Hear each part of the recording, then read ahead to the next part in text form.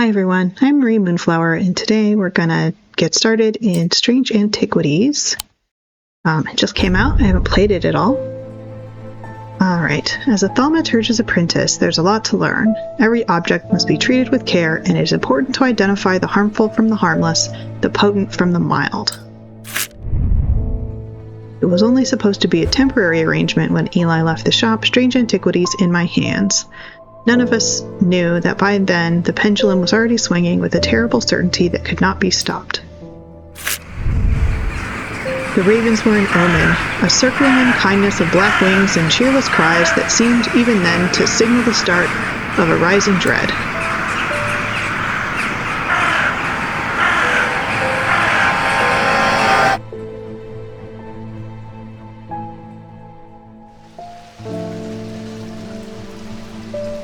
Get a new kitty. Hello, kitty. Inspect the kitty. Alright. Well, let's see what's going on. Eli White. I've been called away to assist in an urgent matter in Ravenglass and must leave at once. I am leaving the shop in your care, with some reluctance, I might add. That'll be fine. Make use of my reference materials. Here, take this. Okay. There's an index in the back that may be useful to you. If in doubt, study it carefully. Remember that there are some powerful artifacts here. Under no circumstances should you seek entry to any locked doors, drawers, or cupboards. In fact, safest not to touch anything at all. I should be back in a few days. Okay. Arrow keys to navigate this shop.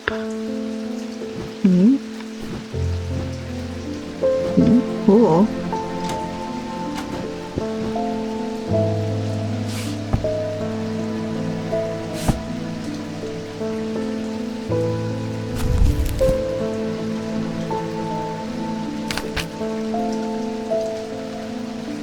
Alright. Alright, I'm not going to read this whole thing.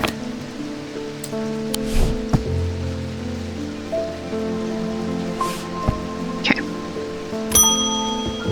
Thomas Pope. Congratulations.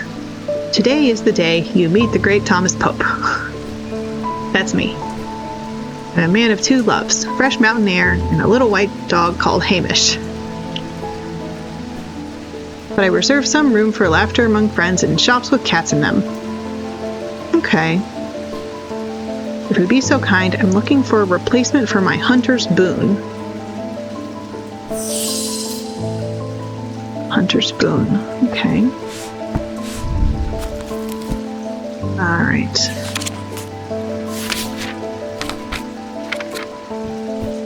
Hunter's boon. A hunter's boon is a primitive item. They grant the power of the predator, enhancing perception and agility. They are made from trophies taken from slain beasts, with those from the deadliest predators being the most prized. They are simple items without embellishment. Okay. Alright.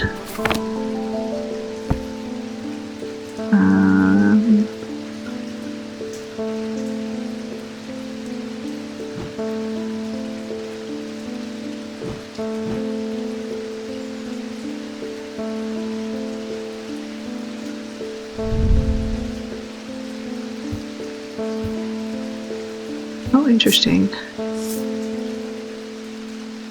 Yellowy brown, yellowy white, smooth.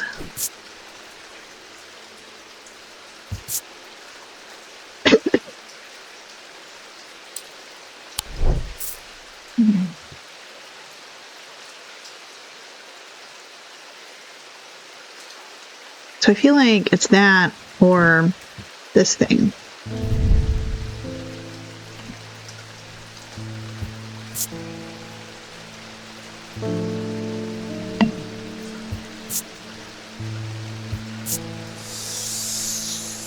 soft sound. Some evil quality to it. Okay, that seems like maybe it's too intense. And this one? Alright. Tiger's tooth, a trophy from a predator. Okay. Great. Some book content. Alright, I turned on auto labeling so that we don't have to type labels on everything. So, yeah. Great. Let's see, who's next? Jack Hungerford. The nights are drawing in again. Dark shadows hide dark deeds, or so my father always used to say. Seems like the shadows have grown darker since he passed 2 winters gone. The creeping dark has set up in my house. I'm told a shadow hold will draw it out. Okay.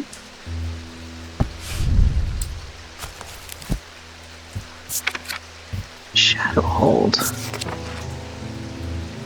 A shadow hold or oshotic vessel is a container of any kind, sometimes a jar or a bottle or some sort of box. It can be used to contain an oshotic spirit, the manifestation known as creeping dark, pulling it from the shadows like poison from a wound. They are decorated with an elaborate design called a shadow catcher. Okay, so we're looking for that design.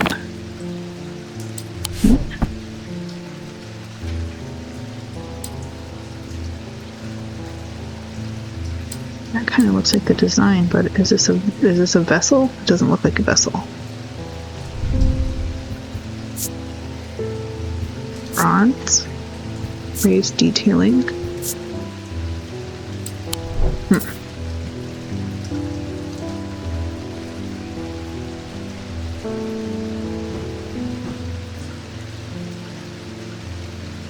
Ah, no, it's this.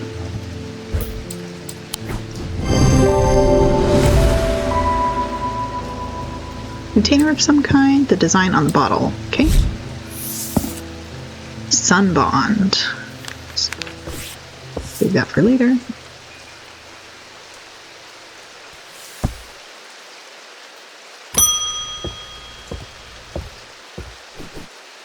David Schaefer. What's with all these ravens flying about Undermere today? I can't remember ever seeing anything like it.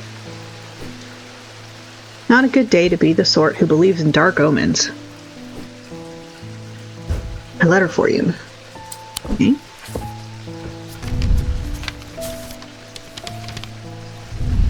We discovered some papers in a hidden desk drawer in the boatyard last night. Mr. Jones almost threw them in the fire pit, but I asked to take a look at them first. That man does like to burn things. They look old. Maybe there's nothing of much use here, but I thought of you when I came across an entry on the shin. Charlie Weathers. Okay. Great. I don't know how to go places yet, so... What's this? Ah, that's our people. So all our papers.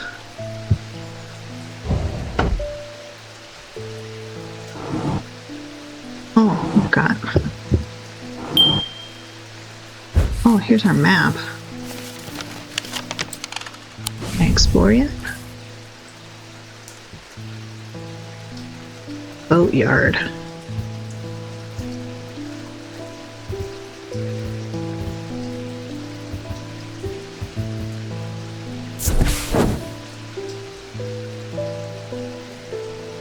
The yard has seen better days. A mess of broken and rotten timber covers most of the outdoor space that isn't taken up by upturned boats, slowly being claimed by the weeds. In the middle of all this, a man looks up from repairing a small rowing boat.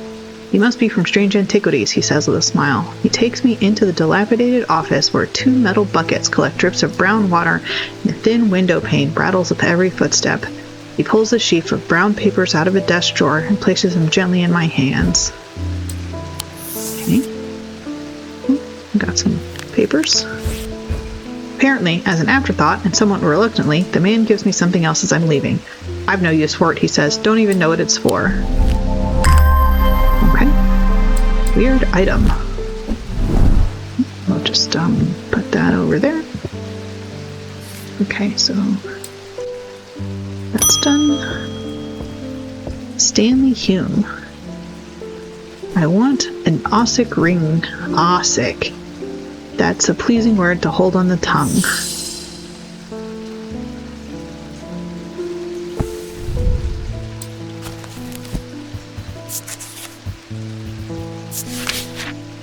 Ossic ring. These somewhat macabre objects were originally made as offerings to the goddess Corchin. The practice fell out of favor as belief waned. They are hard to come across now, but they are occasionally sought out for their ability to keep vermin at bay. Some say that they can hear Corchin's unearthly hiss when they hold an Ossic ring up to their ear. Ah, is that this thing?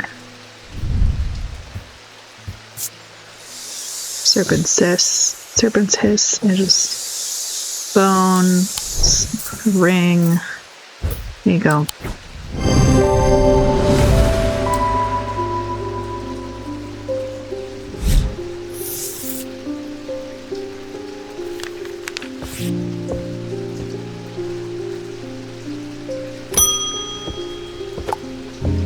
Edmund Bishop. The behavior of these ravens is disturbing to say the least. As a rule, they only come together to feed. Ravens are omnivores, carrion eaters mostly, but they'll take anything they can get their talons into. And they'll kill if necessary. I didn't plan on dropping in today, but there's something happening out there and I'd like to know what. A voice of Cernunnos might help put me at ease, or it might do the opposite.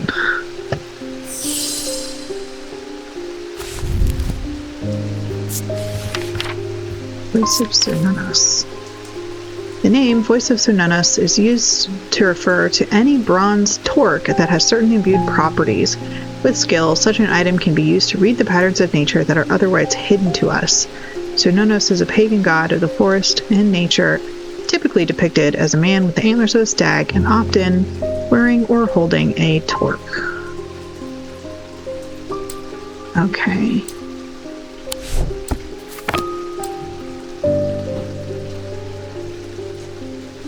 This looks like the thing on his belt. Let's see. Pewter. I think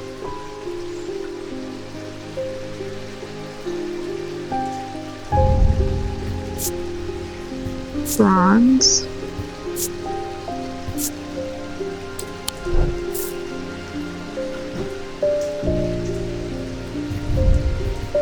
Yeah. It's got to be bronze.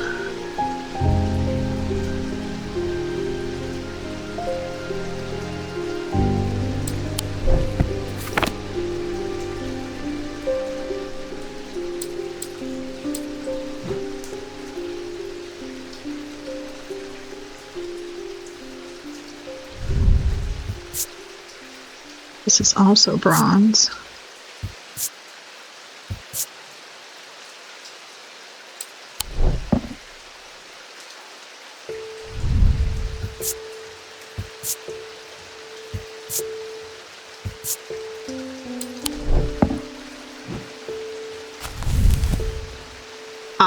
It's that thing. It's that thing. It's this thing.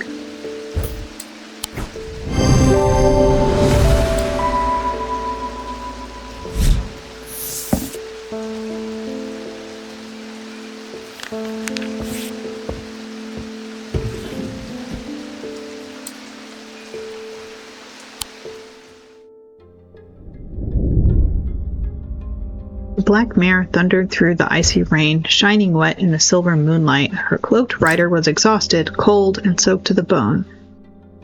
He knew he would not survive the night if he did not reach Back Barrow.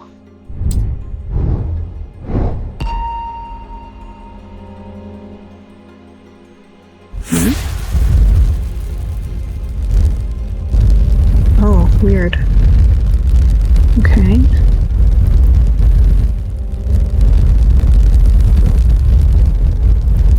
trace the little shape.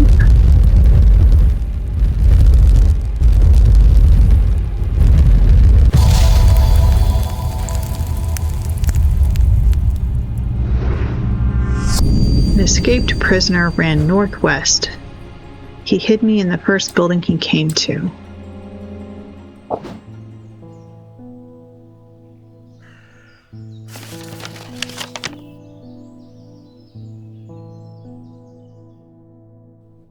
Alright, so where's the jail? 10.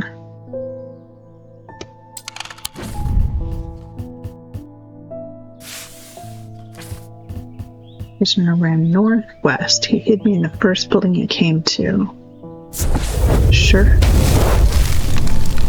The dilapidated warehouse is dark and imposing, and the struggling flame of my lantern does little to pierce its depths. I slowly search through its contents with a sense of despair, wondering if I'm even in the right place at all, when suddenly and unexpectedly I uncover something of value. More relieved than elated, I take the trinket back to the shop for further study and a warm drink.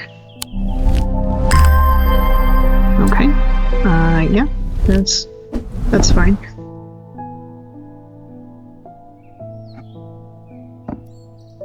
It doesn't look ominous at all. Okay.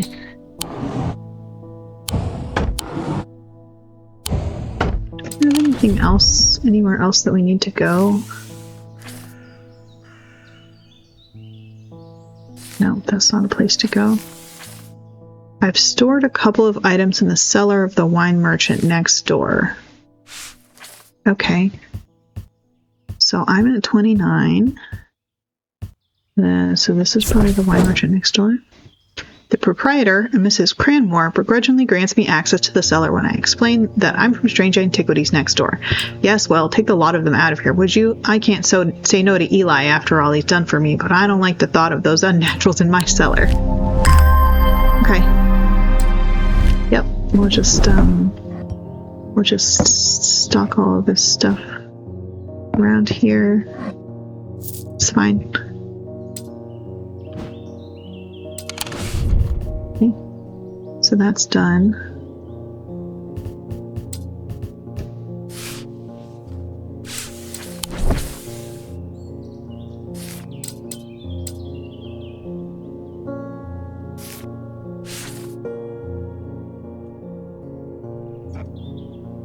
What's this? I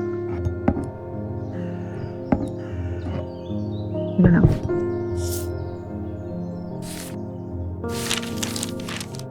Uh-huh.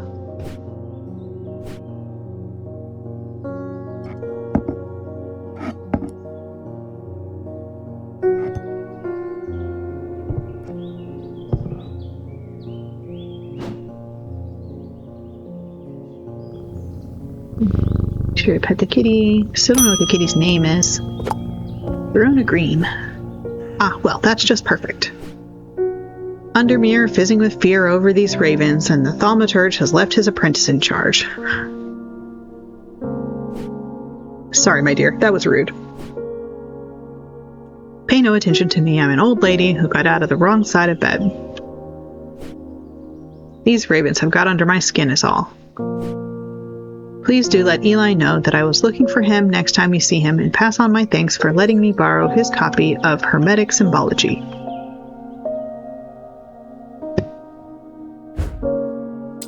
Okay. Great. Yep. Just put that away and get this. No, I don't want to look at it. I want to move it. There. Perfect. Just put these. There we go. Tess Sherwood. I feel paralyzed. I have no job, no partner, no friends, no prospects. I heard a horned shackle might be the answer. No. Wrong book.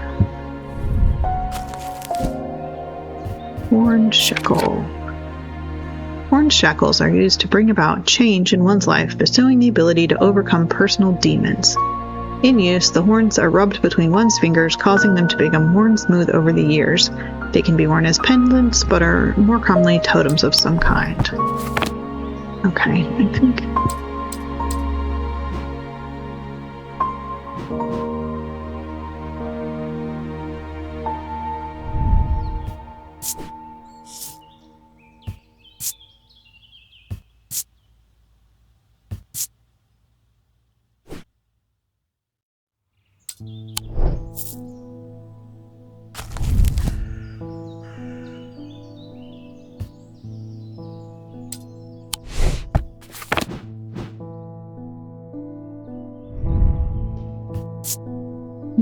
This also is orange, but this looks more like the picture. Nope.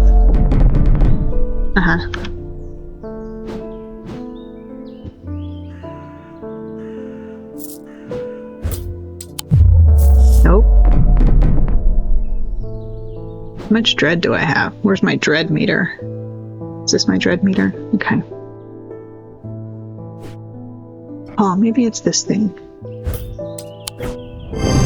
Yeah, okay.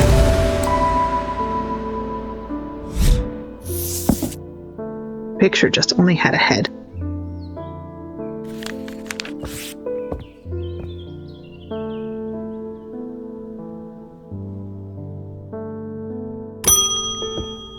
David Schaefer.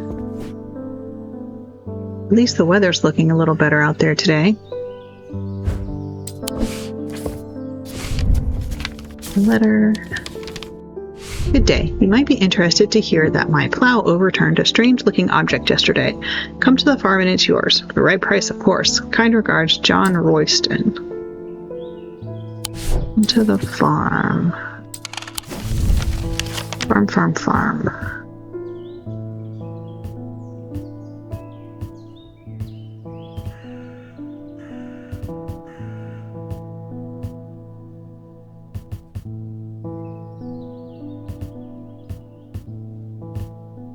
Royston Farm. John grins as I struggle to hide my obvious interest in the item he shows me. Any hope that he might not be fully aware of its value quickly evaporates, and after a lengthy negotiation, I reluctantly hand over the amount he originally asked for.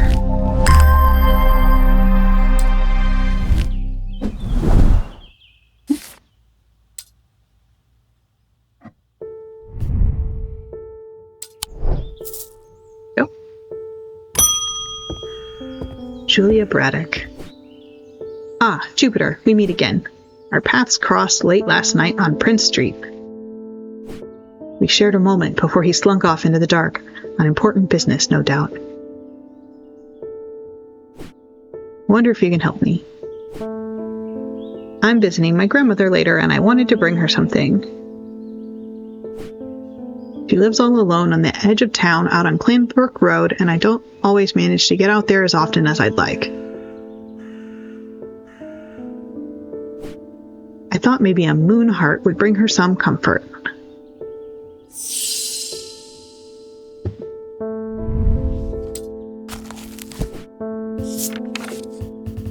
Moon heart. Moon heart.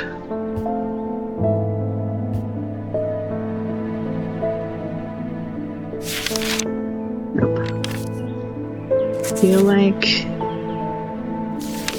Alright, let's skim through and see if we can find something called a moon heart.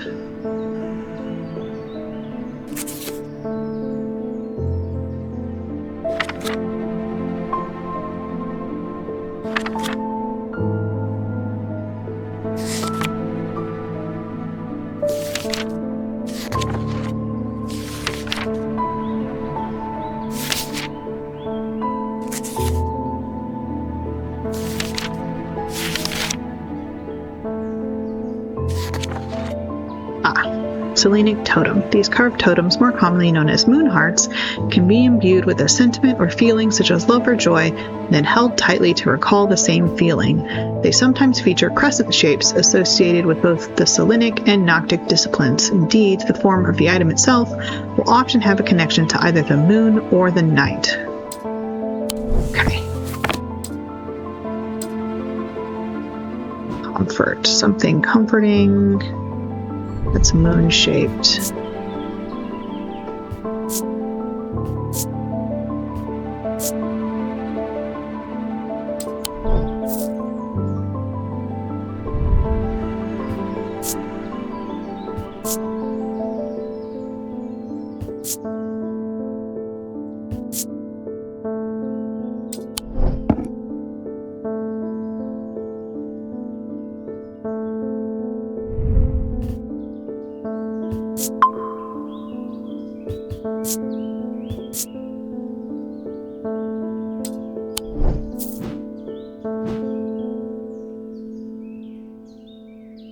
This is a tree. It has a moon on it.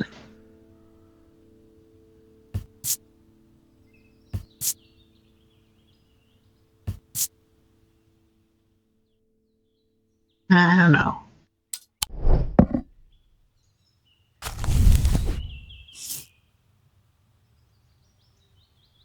Oh, there's an index in the pack.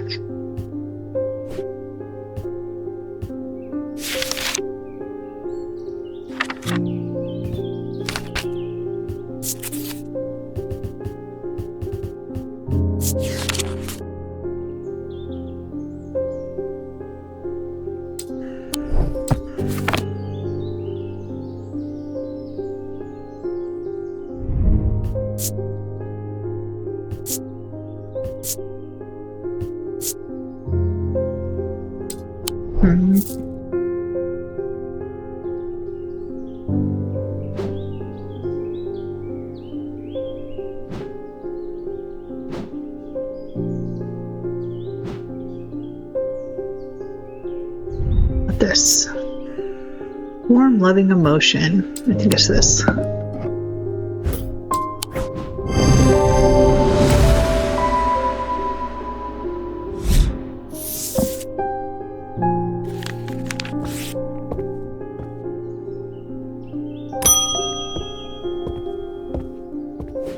Daisy Winters, a friend of mine, or former friend, I should say, has been stealing jewelry from me. 3 necklaces have gone missing over the past few weeks, including one that was a gift from my late grandmother. Do you have a suitable pendant that I could leave lying out for her to find that will teach her a lesson and make sure it never happens again?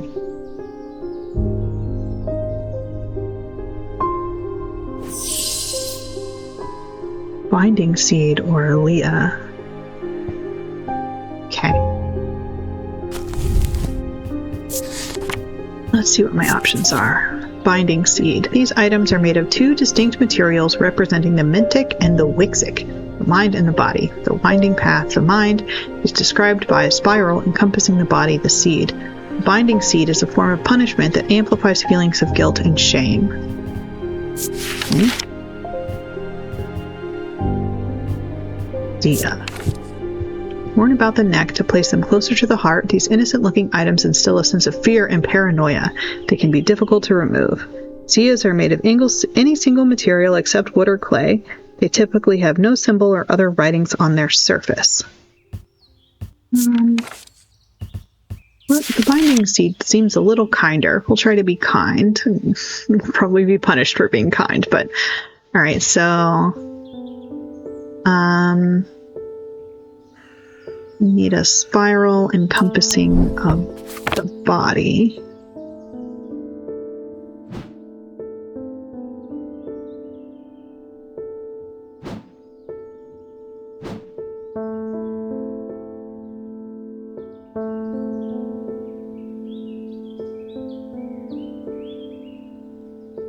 That needs to be a pendant.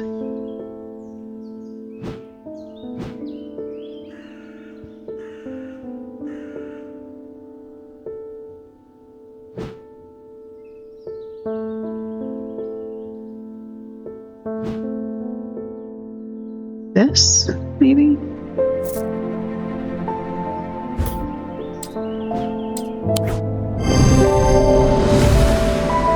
Binding seed.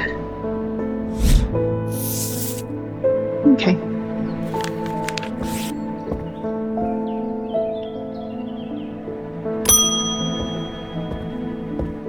Emmett Burroughs. They found a man just now in that house where all of them ravens were. I wish I hadn't seen, but I did. He was sheet white, but it was his eyes that are going to give me nightmares. All black they were. It was like he weren't there anymore. I don't need to wait around for another sign. I'm taking my family to Sedberg, and I'll be taking a Libula to see us safely through.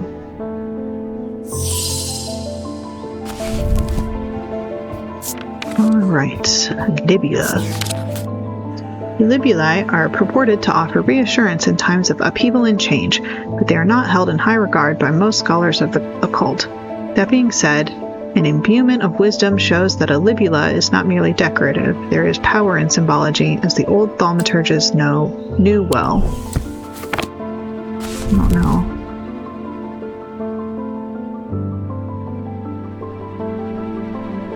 What does it look like?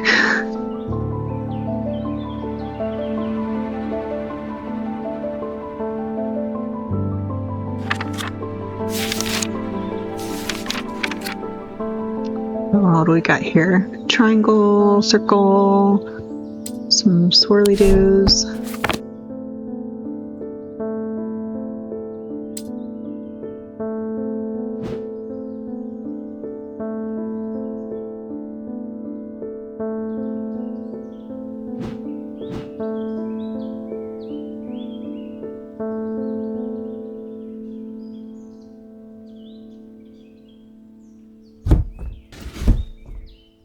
I got some weights. That's fancy. That's nice.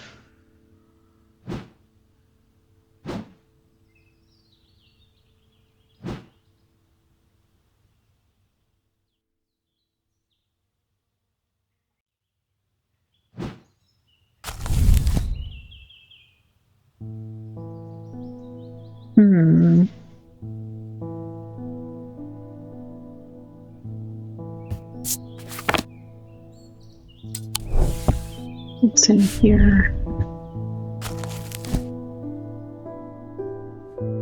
Mintic.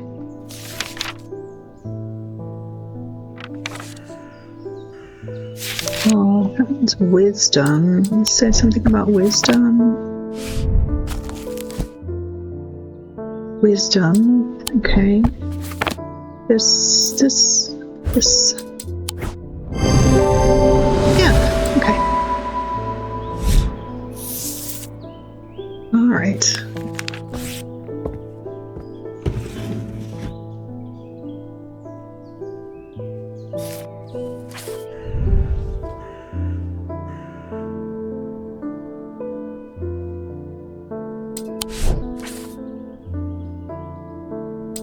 I don't think I have anywhere to go. Pet the kitty. Jupiter, I guess your name is. Okay. A deep pain radiated down the side of the writer's head where he had sliced himself with the diverging hook, and his thoughts were scattered and torn. He could not see out of his left eye.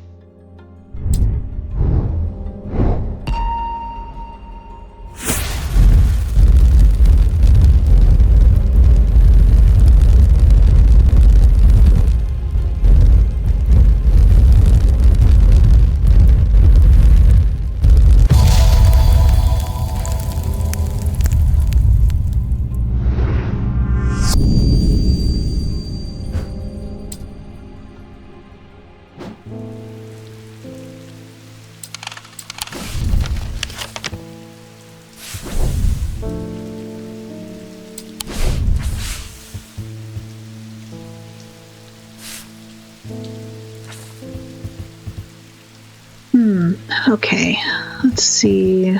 This looks like maybe it's an arrangement of buildings.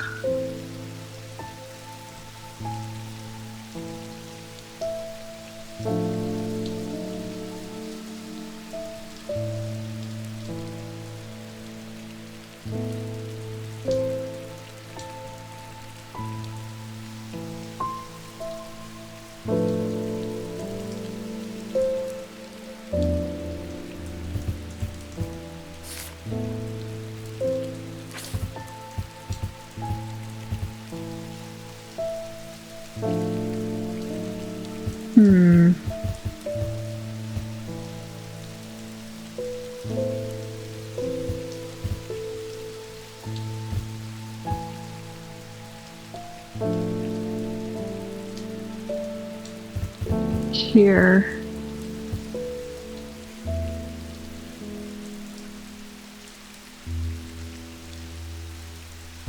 That in the gap, and then this one.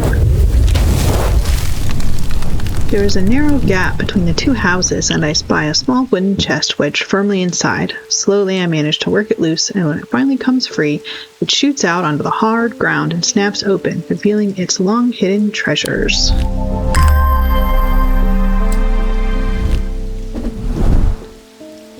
Okay. Just cram those somewhere. Francesca Robertson. Good afternoon. No, morning. Sorry, I'm a little distracted. I'm Francesca Robertson, a doctor of sorts. I assume you heard about Mr. Hungerford? It seems to be the talk of the town already. I'm used to dealing with maladies of an occult nature, but black eyes are certainly unusual. I've heard of something like this before, but I don't see how it could be the same thing. Wait. He came in here, didn't he?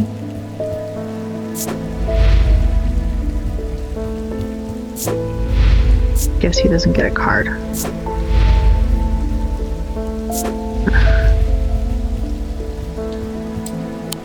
Okay.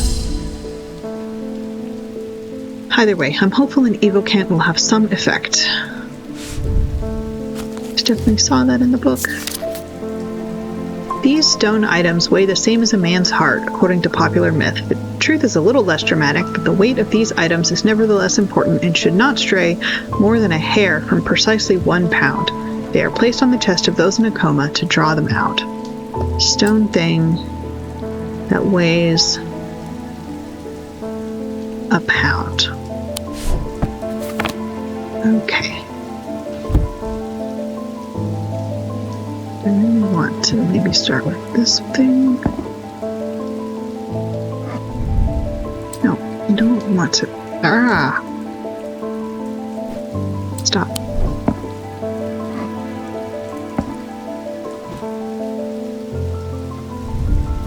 I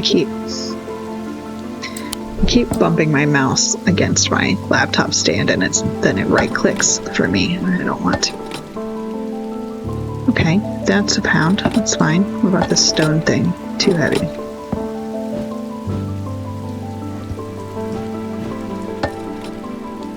No. This thing is kind of stone. Also too heavy.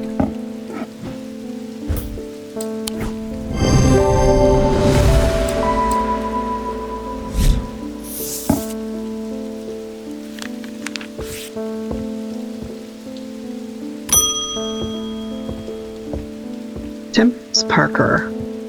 I had a quiet chat with Edmund Bishop in the Guilty Ram last night. He's always got an interesting story to tell, but last night he was different. I can tell he's worried, which has got me worried too. I know it's not much, but I'd like a shield charm all the same.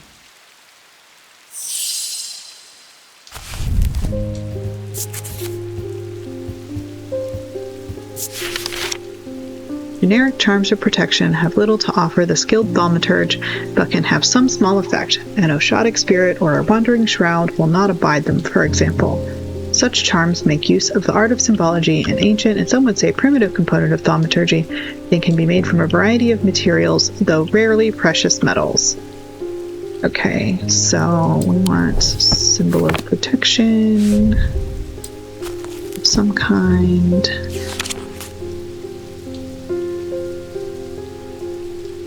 That. Aha, I've seen that.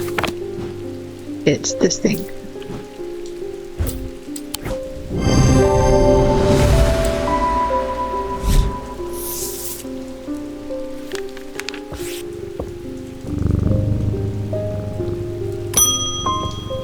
Hugh Langston. There's something I wanted to show you. I didn't like the look of it, so I left it where I found it. What if it's cursed?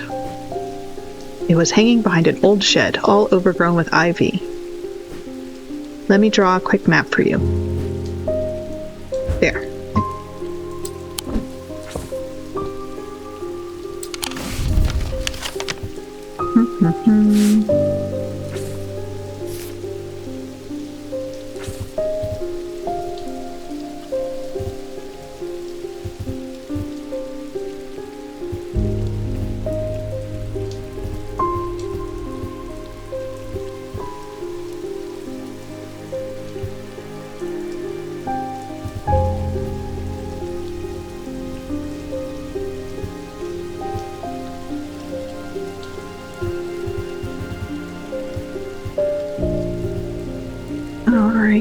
see.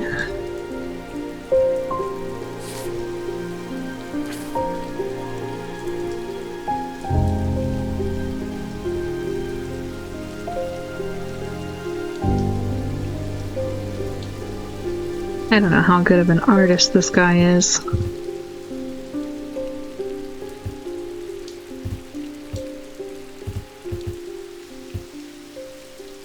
This looks like, what, the church, but not really anything near there.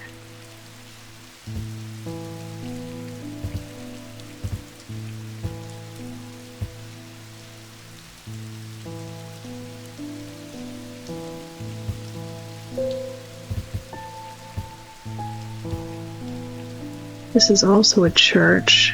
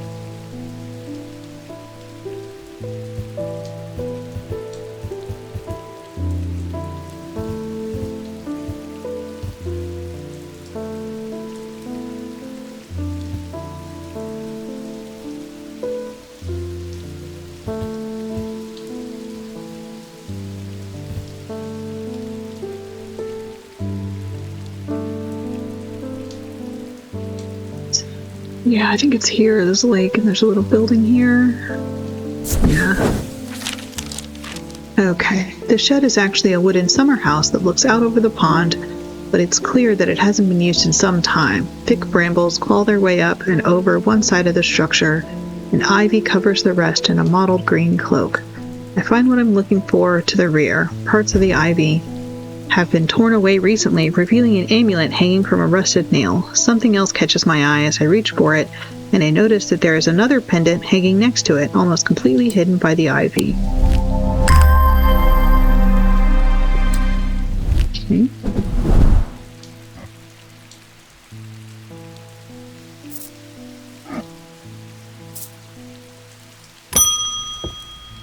Verona. Eli's picked a bad time to leave Undermere. I've come from the Hungerford house where I've been helping Dr. Robertson and looking for any clues about what happened there.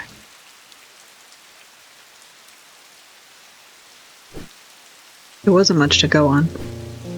I did find a shattered Oshotic vessel, but whatever did this was no creeping dark.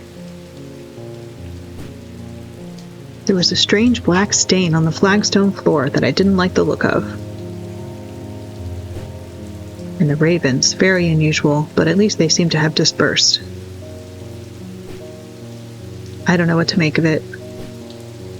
I'm going to take a trip to Gleaston Castle to see if Edmund Bishop can shed any light on their behavior. But first, I would like a vestiger, whatever this is.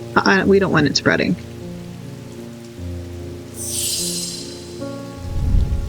Vestiger. Vestiger can be used to prevent the spread of disease and pestilence. Among other oddities, flames burn pale blue in their presence. Okay. So if I take it and hold it near the flames.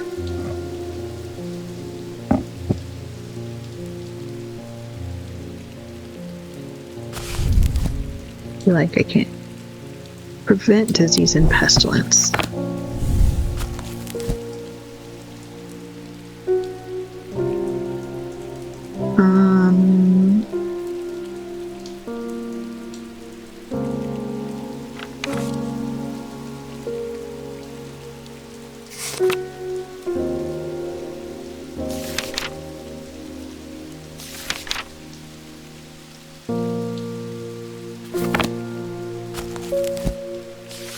I have a symbol for like disease.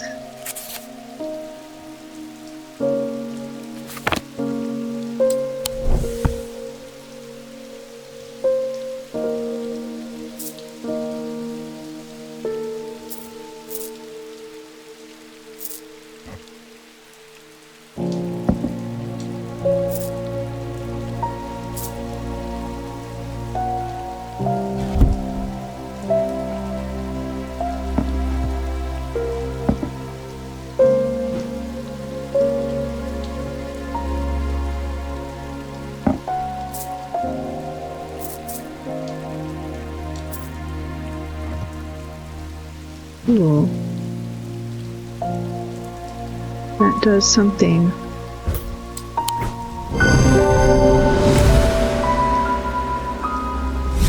All right, cool.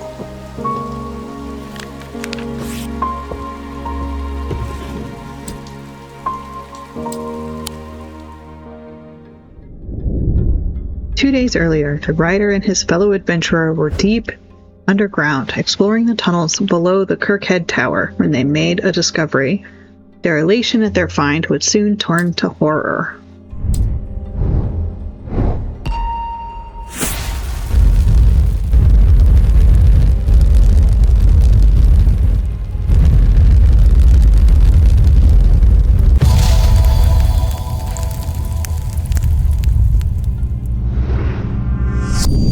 After a disagreement between two houses, I was buried behind lock and key.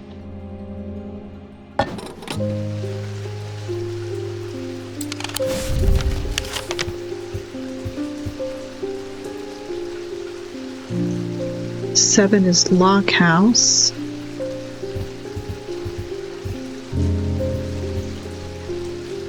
Lock house. 13 is Keystone Manor. A large, flat slab of granite marks the otherwise empty field. It bears an inscription. On this spot, in the year 1813, Arthur Key did shoot and kill the beloved horse of Wellington Locke. Buried at the foot of the slab, I find an unlocked chest containing a handful of legal documents, as well as a pistol and another item that catches my attention.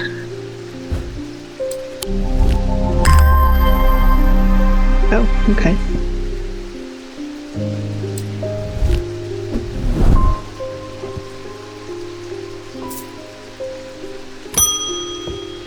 Eli White. Well, the shop is still standing. That's something. Say what you will about Undermere, but this town is never quiet for long. You leave for a few days and suddenly everyone's talking about ravens and curses. I'm going to need to find Verona to get up to speed on what's going on. At least I didn't come away from Ravenglass empty-handed. You can always rely on Quiet Susan to unearth an interesting trinket or two.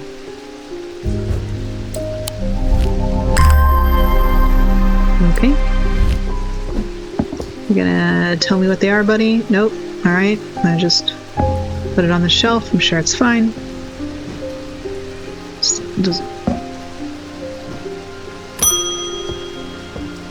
Edith Moore. I am not a good person. I'm pushing away the only people I care about. Help me do better, please. I have to change, but I don't know how. What do you have that can help me banish my inner demons and make the changes stick this time?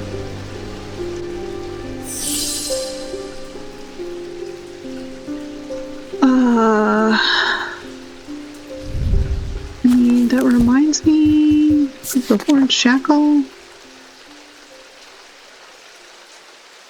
Yeah. Yeah. This thing? Yeah?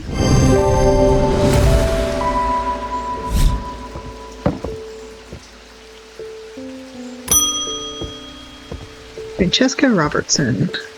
The evocant didn't snap Mr. Hungerford out of it, unfortunately. It's strange. At times he appears almost awake, but he is deep in some kind of trance, and I can't get anything out of him.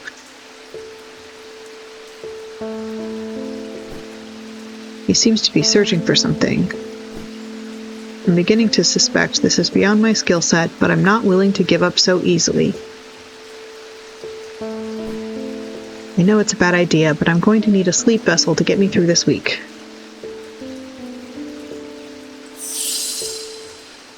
Sleep vessel. I mean, that sounds like a bad idea.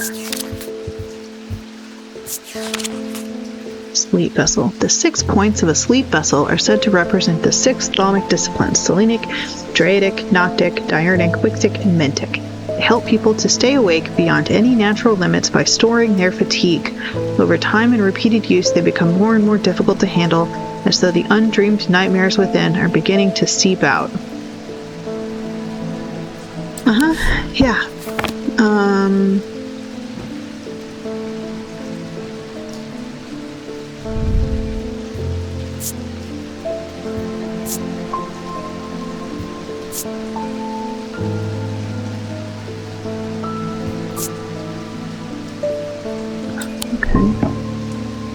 I think I would call that 6-pointed.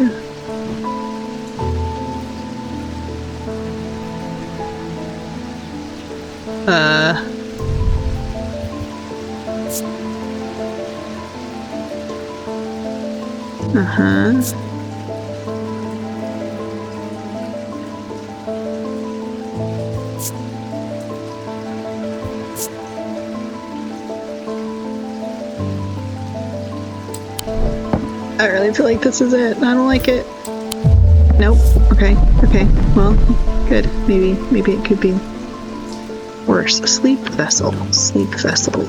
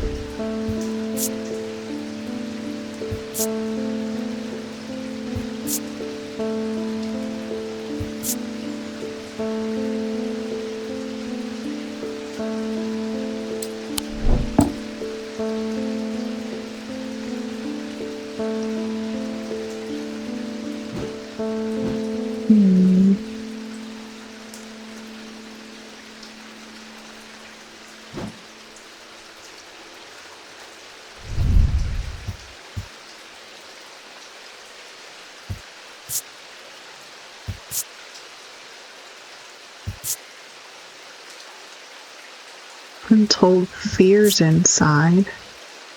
I mean, I wouldn't really think of that as a vessel.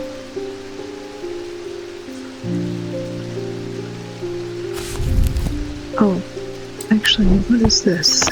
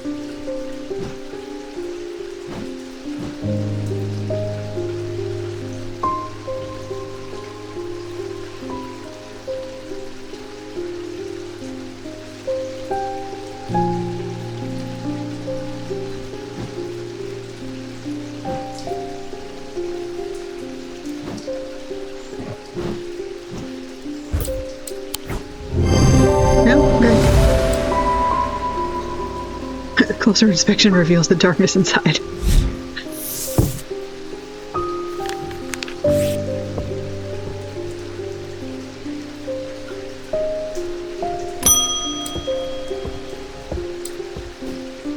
Many years ago, I owned a silent breath, but it was already old when I inherited it, and its power died soon after.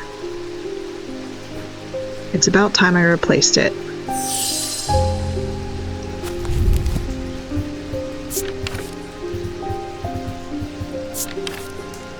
Silent breath. There are those that consider the white heart a prize to be claimed, but there is no glory to be had from killing such a noble guardian of the forest. The silent breath contains a small token taken from a living white stag. While the stag lives, the item will retain its power, allowing the bearer to sense danger before it arrives. This is stag-shaped. Nope. Okay.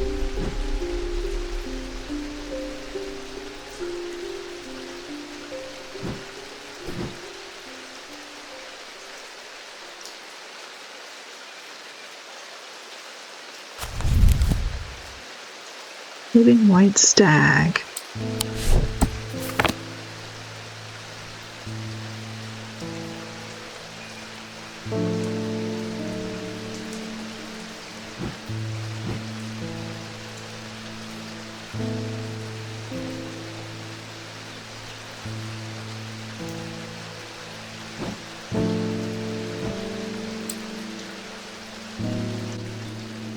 Just gonna like hang that. Can I just hang this up here? Good.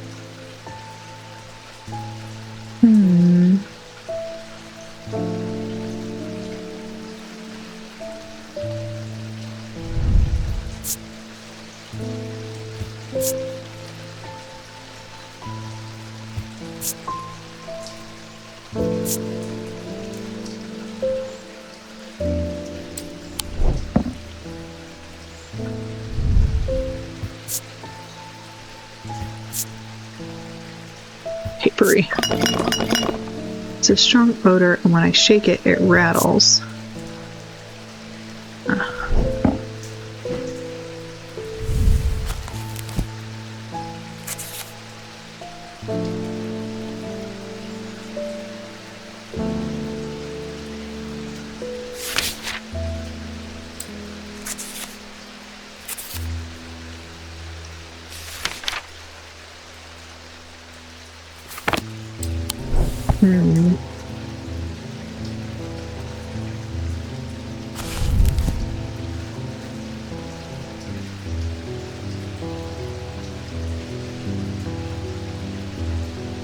Sense danger.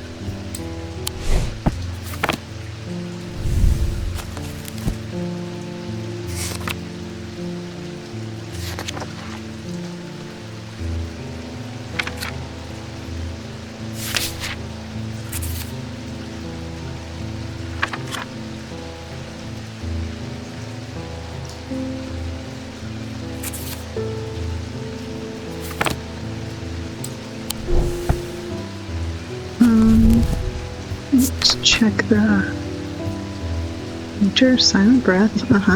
Yeah.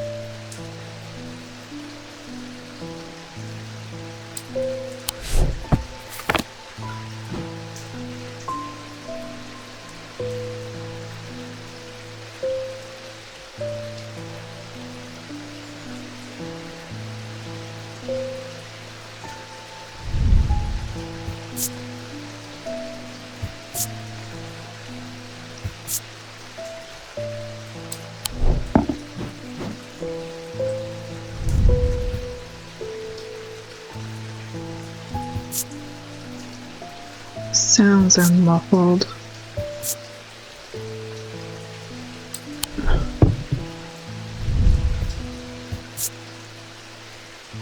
Sense of foreboding.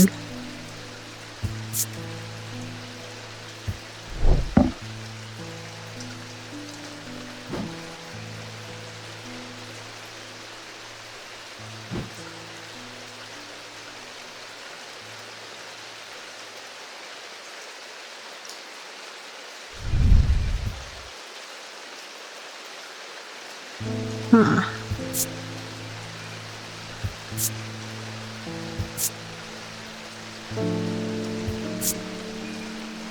Wood.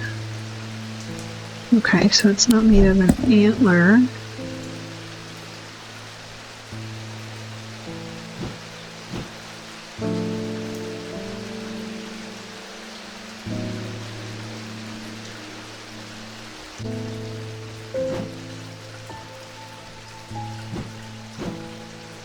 I feel like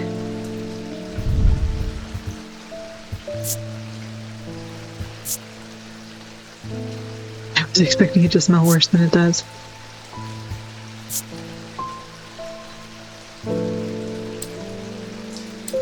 Okay.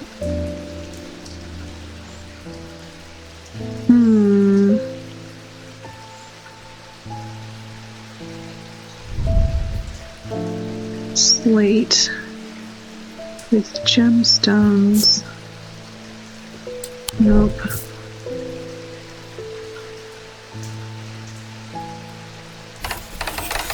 Oh. What's this?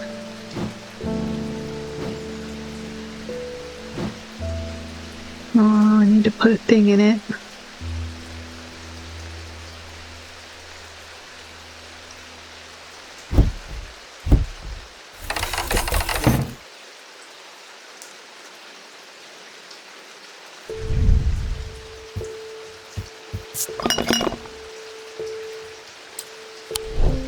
I don't know. Maybe that has a thing in it. No. Oh, I have a deep fear.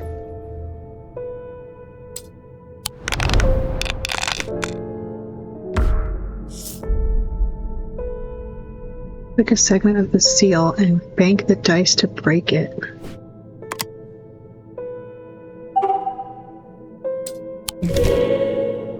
Okay. So we get to play Yahtzee.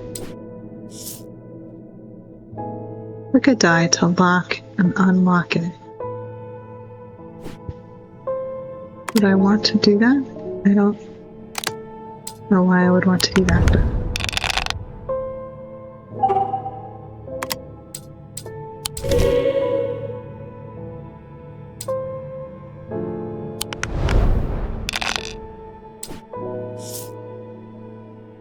Stars can be any matching symbol. Oh, okay. Is this a star or is that a sun?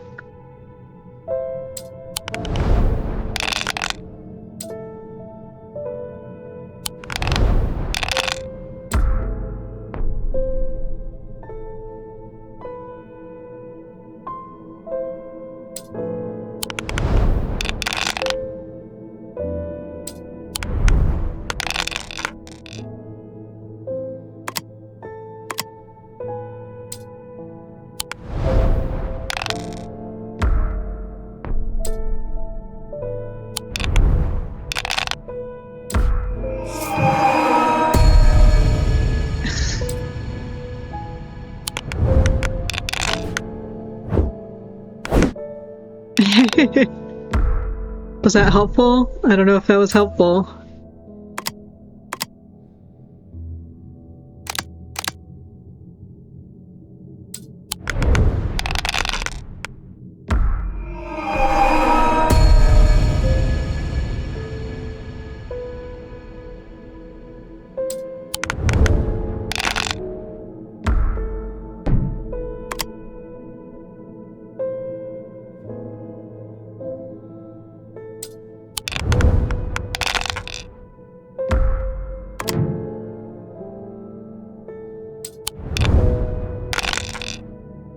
Down with that. Okay.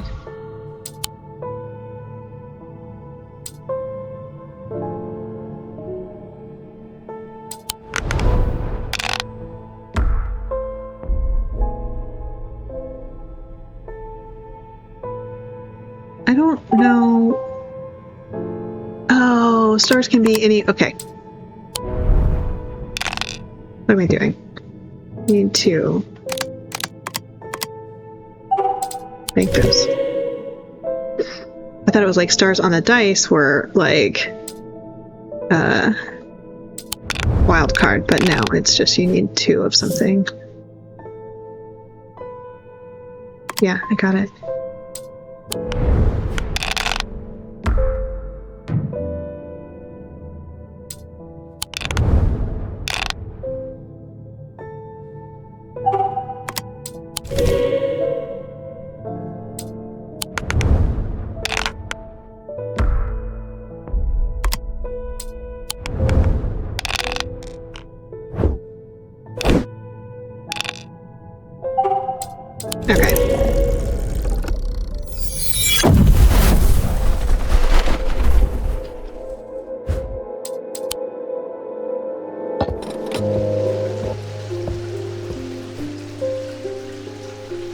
Alright, silent breath girl.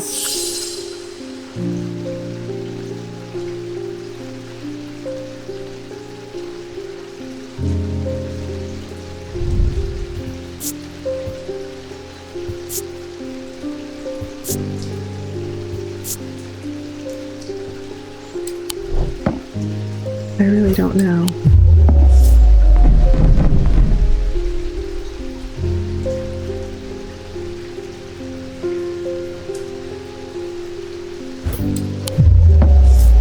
Just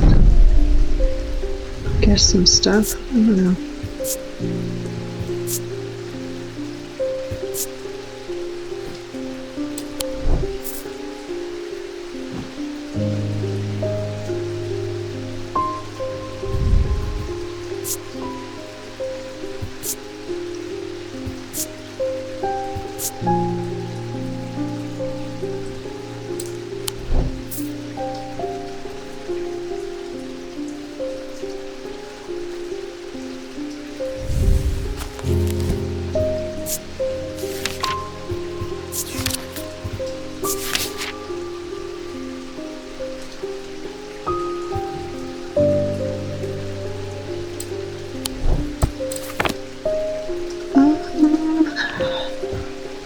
Trying to... Tree? No. I really don't know how to tell what has a stag piece inside of it.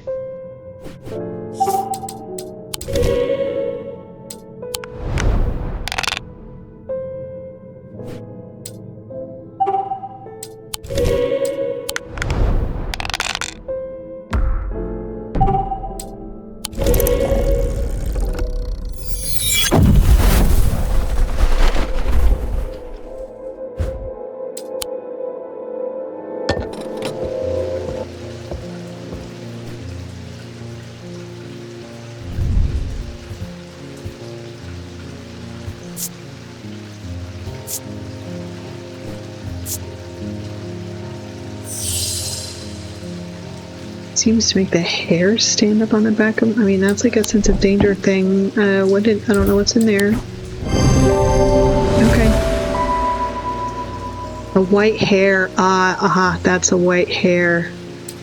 Okay.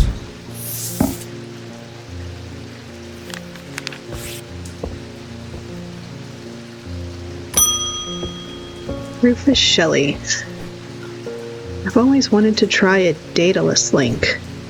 I have a personal interest in the celestial branch, so I'm not completely new to such things, nor am I ignorant of the risks. And now I have a good reason for it. I need to take care of some roof repairs, and this would seem the safest way to approach it.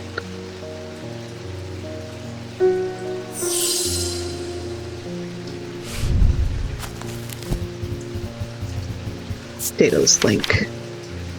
Daedalus link is a powerful object capable of producing a levitation field. The field is extremely fragile, however, so it would be prudent not to take risks. These items are surprisingly light in weight. Their designs vary, but they might point to some facet of flight. Feather, or the wings of a bird, insect, for example. Okay, I'm going to start with this floating thing. Nope, not the floating thing. Wings. This has wings. Is it unreasonably light?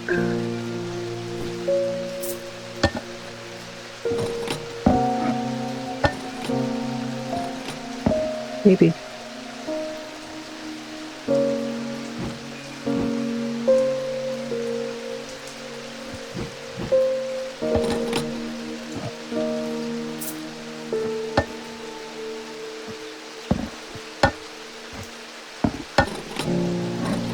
I would say that's fairly heavy.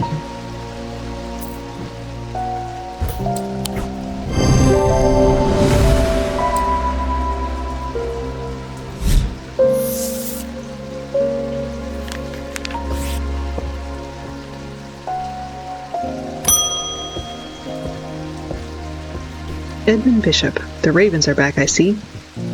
Looks like it's going to be worse this time. After speaking to Verona, I've come to extend an open invitation to visit Gleaston Castle.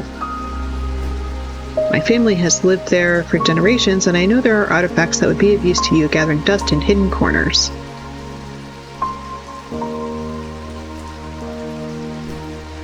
All I ask is that you stay out of the South Tower and the master bedroom.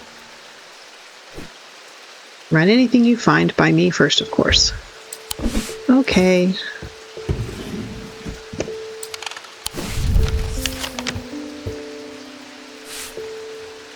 Walk past the main staircase. Turn left, follow that corridor down the end and go through the door on the left. There's a small plinth in the corner of that room with an item on it that you are welcome to. I never did like it anyway.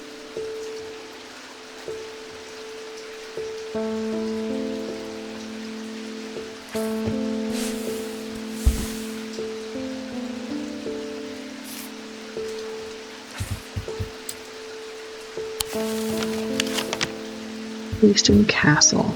Okay. Walk past the main staircase and turn left. Follow that corridor down to the end and go through the door to the left. Here?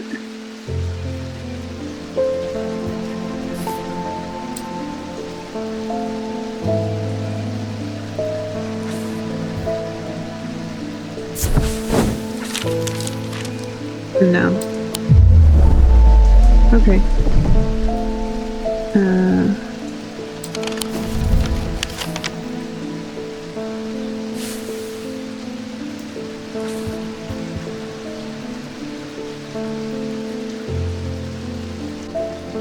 It's got to be the main staircase in the grand hallway, right?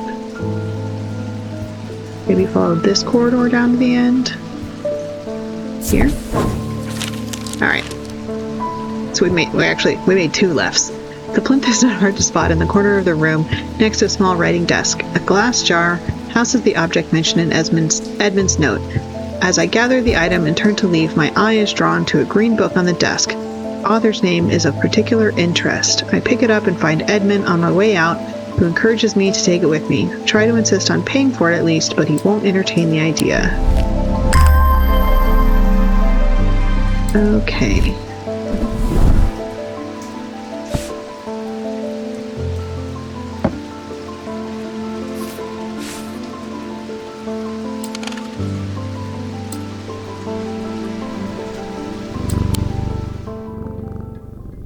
We'll be good and stay out of the master bedroom. At the end of a long passageway, after days spent clearing away dangerous rockfalls, the duo came upon a chamber. In it, they found a small stone tomb, too small to contain human remains.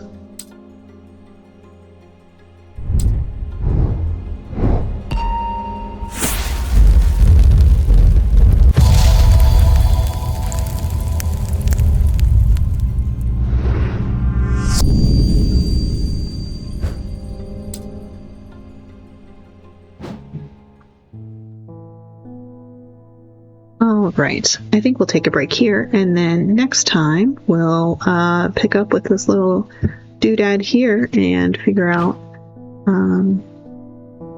what we're looking for. All right. Thanks for watching, and I'll see you next time.